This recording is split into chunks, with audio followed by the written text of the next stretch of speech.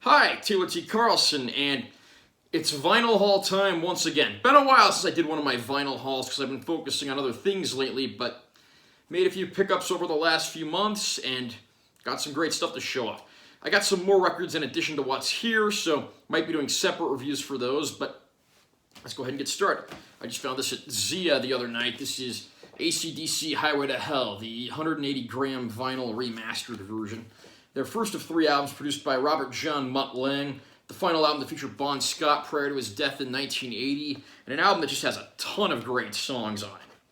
My favorite album in their entire catalog, mostly. Got some cool photos and footage there, and then some more stuff on the back as well. The only complaint I have is they didn't restore the original Australian cover art. There's actually a little print of it right there. Basically the same art as the American cover, but they're shrouded in flames instead. Wish we would have gotten that, but it doesn't change how I feel about the record. Great find I found from my buddy Joey over at Record City the other day. This is the soundtrack to the film American Graffiti.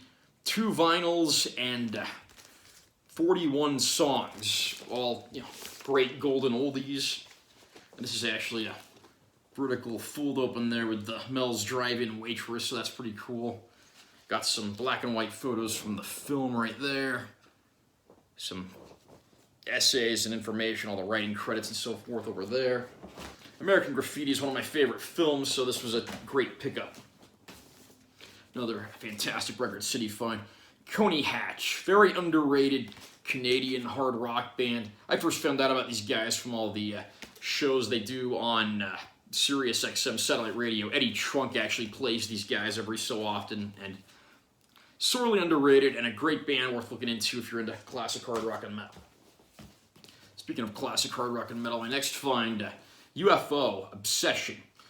This was their 7th studio album overall, and the final studio album to feature Michael Schenker prior to his leaving the band, although he'd returned for a few sporadic reunions here and there over the years.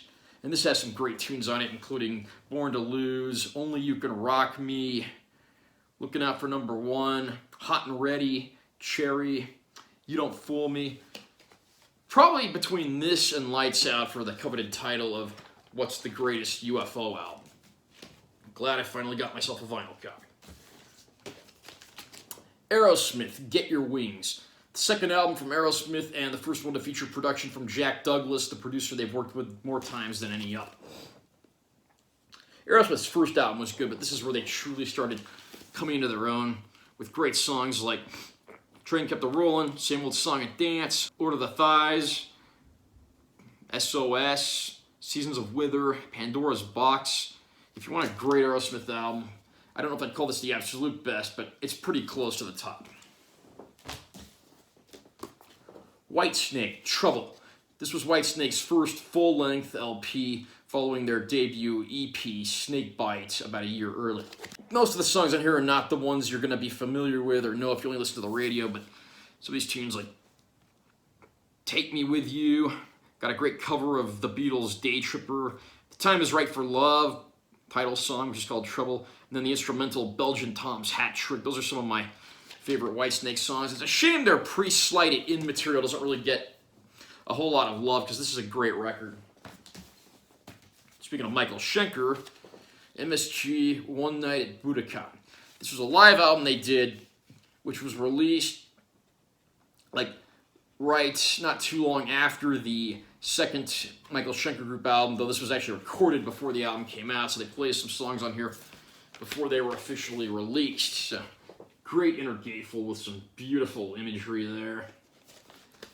I love Michael Schenker, and this is a great live album of the Michael Schenker Group's best classic lineup, just doing what they do best.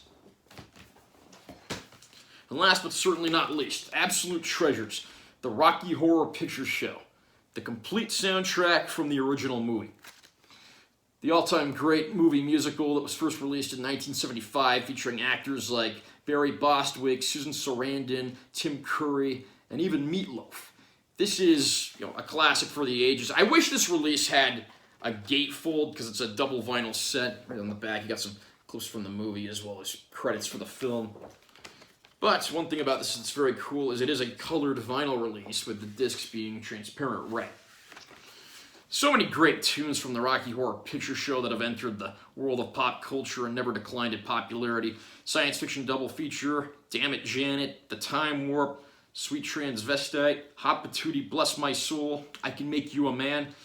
Pretty much every piece of music in this film is a classic, and I'm really glad to finally own this release.